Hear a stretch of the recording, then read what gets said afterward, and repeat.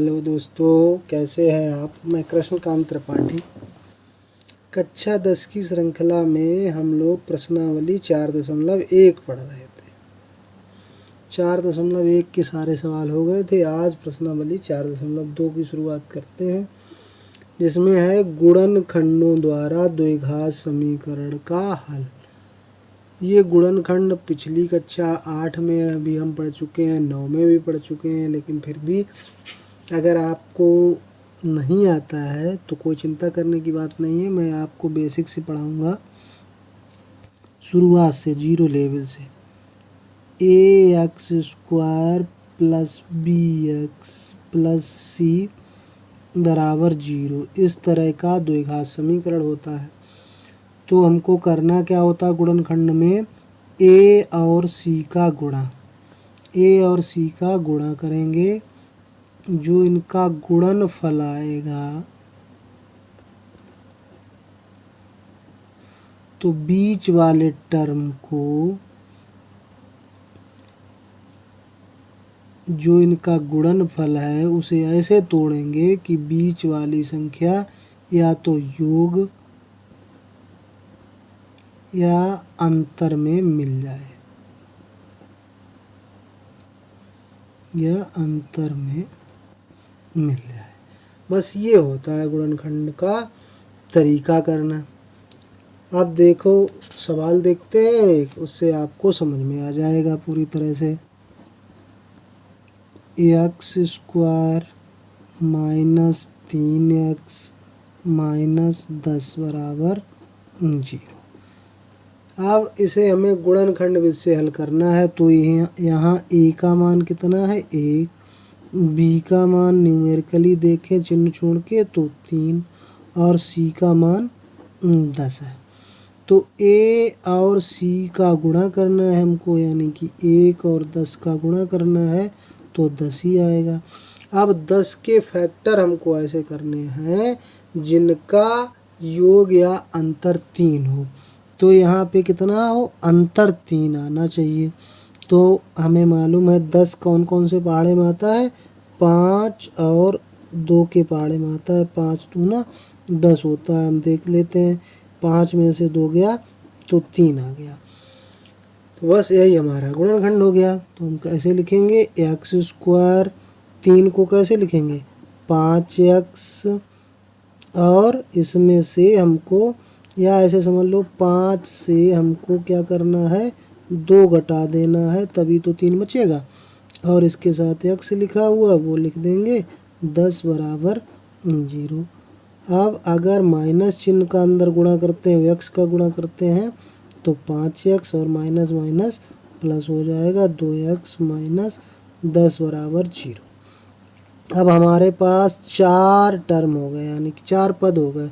इनमें देखो कौन सी संख्या कॉमन है, इनमें दोनों में x हमें दिखाई दे रहा है। तो अगर x इससे बाहर निकाल लेंगे तो 1x बचेगा, -5, प्लस इसमें x तो नहीं है, 2 का भाग 10 में भी चला जाएगा, 2 कॉमन ले लिया, x 2 का 10 में भाग देंगे 5 बार।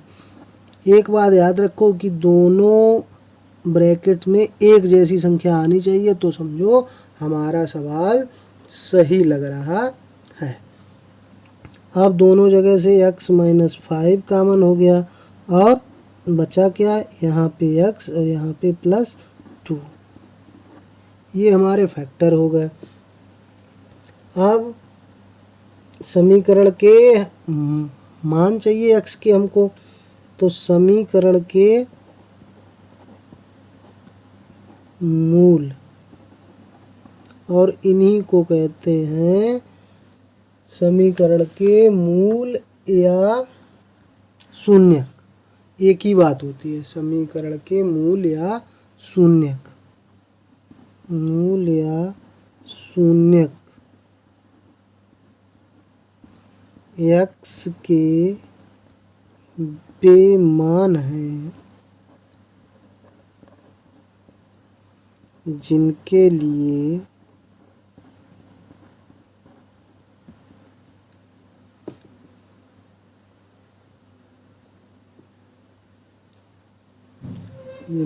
क्या होना चाहिए, x माइनस 5 और x प्लस 2 जीरो हो जाए। तो एक ही संख्या एक एक संख्या जीरो करेंगे, x माइनस 5 बराबर जीरो, तो x का मान कितना आ जाएगा, x बराबर 5 आएगा। जब x प्लस 2 बराबर जीरो, तो x बराबर कितना आएगा, प्लस की संख्या बराबर के उधर जाएगी तो माइनस की हो जाएगी, x बराबर -2। यानी कि इस समीकरण के मूल क्या होंगे, समीकरण के मूल कितने होंगे, 5 और -2।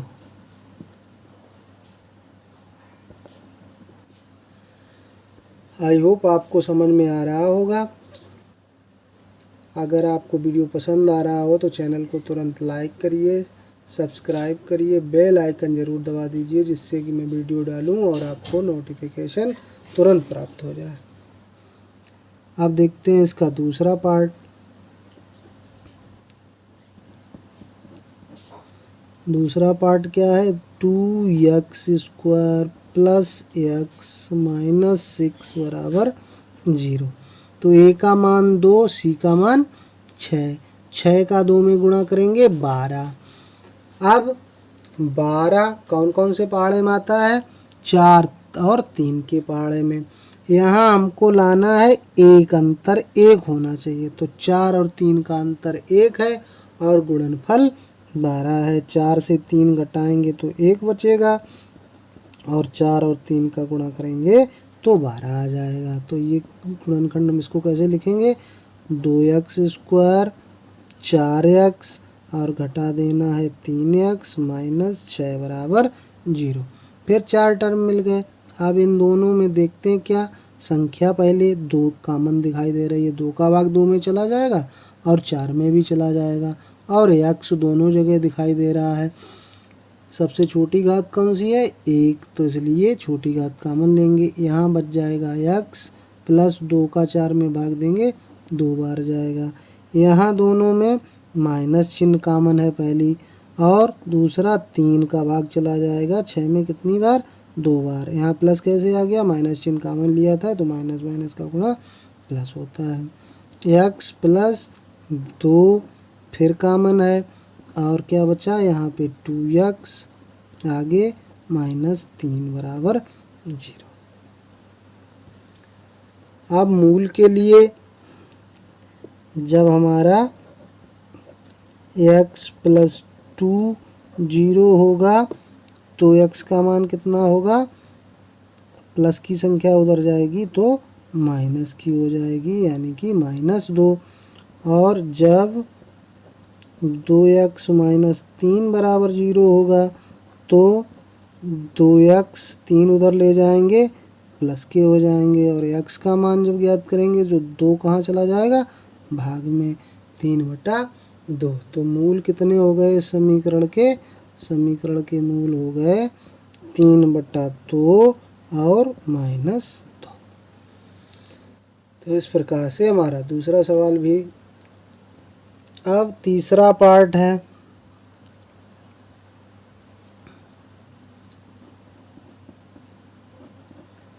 √2x² plus 7x plus 5√2 = 0। यहाँ a और c, a का मान कितना है √2 और c का मान है 5√2। ये गुणा तो आप कर ही पाएंगे, √2 का गुणा कितना हो जाएगा, 2 बाहर आ जाएगा। 2 बार अगर कोई संख्या रूट में लिखी है तो उसे बाहर कर लेंगे, 2 5 दूना 10। अब हमको 10 का गुणनखंड करना है, जिससे यहाँ सब जगह प्लस लगा हुआ है, तो जिससे उनका योग कितना हो जाए, 7। हमें मालूम है कि 5 गुणा 2 10 होता है, और 5 और 2 जोड़ दो अगर तो 7 हो जाता है। तो बस यही हो गया। तो इसे कैसे लिखेंगे, √2x², 7 को लिखेंगे 5 प्लस 2, और x बाहर है तो x बाहर लिख लेते हैं। x का गुणा कर देंगे अंदर, 5x हो जाएगा प्लस 2x हो जाएगा प्लस 5 अंडर रूट 2 बराबर 0। इन दोनों में क्या कॉमन दिखाई दे रहा है? सिर्फ x, तो अंडर रूट 2 बच जाएगा, एक x बच जाएगा और आगे यहाँ 5। इन दोनों में क्या कॉमन है? अंडर रूट 2 का भाग 2 में जा सकता है, तो अंडर रूट 2 का गुणा 2 होता है, तो यहाँ अंडर रूट 2 से भाग देंगे तो अंडर रूट 2 बचेगा। आगे क्या बचेगा? 5 बराबर 0। अब अंडर रूट 2x प्लस 5 दोनों जगह लिखा हुआ है, यहाँ भी और यहाँ भी, ये कॉमन हो गया। बचा क्या हमारा? x प्लस रूट 2 बराबर 0। अब मूलों के लिए हमको क्या करना है? दोनों को अलग अलग 0 कर देना है। जब x plus root 2 equal to 0 तो x का मान निकालेंगे तो प्लस की संख्या उधर जाएगी माइनस की, और जब रूट 2x प्लस 5 ये 0 करेंगे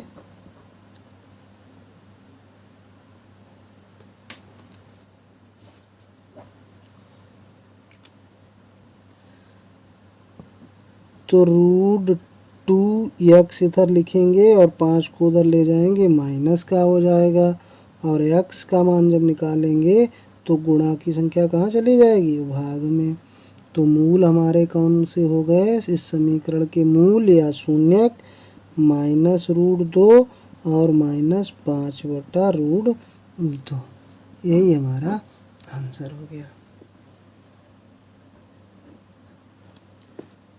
2x² माइनस x प्लस 1 बटा 8 बराबर 0। अब हम देखते हैं कि ऐसा तो हमारा कोई समीकरण आया नहीं, इनका गुणा करेंगे तो ये बटे में है, तो इससे दिक्कत हमें हो सकती है, थोड़ा कठिन हो सकता है। तो क्या करें? 8 का पूरे समीकरण में गुणा कर देते हैं। 8 का दोनों पक्षों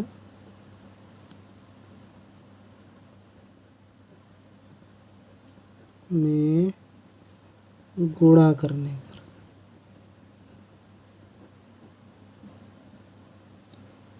8 का गुणा अगर 2 में करेंगे तो 8 दूनी 16 माइनस x में करेंगे और यहाँ गुणा करेंगे तो 8 बटे 8 हो जाएगा बराबर 0। यहाँ से 8 8 कैंसिल, यानी कि 16x² माइनस 8x प्लस 1 बराबर 0 रहेगा। अब यहाँ a और c का गुणनफल कितना होगा? 16 एकम 16। अब 16 के फैक्टर करें जिनका योग कितना हो? 8। तो हमें मालूम है 4 और 4 का गुणा, 4 के पाड़े में 16 आता है, 4 का पाड़ा 4 बार पढ़ें तो 16 हो जाएगा, और 4 4 जोड़ें तो 8 हो जाएगा। तो इसको लिख सकते हैं 16x²। 8 को कैसे लिख सकते हैं? 4 प्लस 4 इंटू x प्लस 1 बराबर 0। 16x² माइनस 4 का x में गुणा करेंगे 4x, फिर 4 का, और इस माइनस का गुणा होगा तो माइनस ही हो जाएगा, प्लस 1 बराबर 0। फिर 4 पद हो गए, इन दोनों में संख्या 4 का 16 में भी भाग चला जाएगा और 4 में भी, और x कॉमन, तो 4 का भाग 16 में देंगे 4 बार और एक x का बच जाएगा। 4 का भाग 4 में देंगे 1 बार जाएगा। यहाँ कोई संख्या कॉमन नहीं दिखाई दे रही तो 1, जब कोई संख्या कॉमन ना हो तो 1, लेकिन माइनस चिन्ह हमने कॉमन ले लिया है तो ये प्लस हो जाएगा, यहाँ पे माइनस हो जाएगा बराबर 0। दोनों जगह 4x माइनस 1 आ गया, यहाँ भी 4x माइनस 1 बचेगा। ये 2 बार आ गया, यानी कि एक ही गुणनखंड 2 बार आ गया, तो उसे हम क्या लिखेंगे? Whole square. और जब ये 4x माइनस 1 0 के बराबर होगा तभी इसका मूल हमें प्राप्त होगा, यानी कि 4x बराबर 1 हो जाएगा। इससे x का मान जब निकालेंगे तो 1/4, तो यही इसका मूल होगा। दोनों मूल बराबर ही होंगे क्योंकि दोनों से 1/4 1/4 ही मान निकलेगा। अब इसका लास्ट पार्ट है 5वां, 100x² माइनस 20x प्लस 1 बराबर 0। अब यहाँ a और c का गुणा अगर करें सॉरी, तो 100 गुणा 1 मतलब 100 होगा। अब ऐसी संख्या सोचो जिसका गुणनफल 100 हो और योग 20 हो। तो हमें मालूम 10 और 10 का पहाड़ा अगर 10 बार पढ़ें तो 100 आता है और योग 20 हो जाता है। 100x² माइनस 10 प्लस 10 20 हो गया और प्लस 1 बराबर 0। इसको बाहर निकाल देंगे, माइनस 10x और इस माइनस का अंदर गुणा होगा तो ये भी माइनस का हो जाएगा। x का गुणा करेंगे x प्लस 1 बराबर 0। इन दोनों में क्या कॉमन है? 10 और x। 10 का भाग 100 में 10 बार, 1 x बचा और 10x का 10x में भाग देंगे। यहाँ दोनों में कुछ कॉमन नहीं, जब कुछ कॉमन नहीं तो एक कॉमन लेते हैं, 10x और माइनस चिन्ह से गुणा होके ये -1 हो जाएगा। 10x माइनस 1 और फिर बचेगा 10x माइनस 1 बराबर 0, यानी कि 10x माइनस 1 का होल स्क्वायर बराबर 0। तो मूलों के लिए जब ये चीज़ 0 होगी, 10x माइनस 1 बराबर 0 होगा, तो 10x का मान कितना हो जाएगा? माइनस का 1 इधर आएगा और x का मान कितना हो जाएगा? 1/10। यही हमारे मूल 1/10 और 1/10 हो जाएंगे, दोनों मान बराबर होंगे। तो अगर वीडियो आपको पसंद आया हो तो वीडियो को लाइक करिए, सब्सक्राइब करिए, दोस्तों के साथ शेयर करिए। धन्यवाद।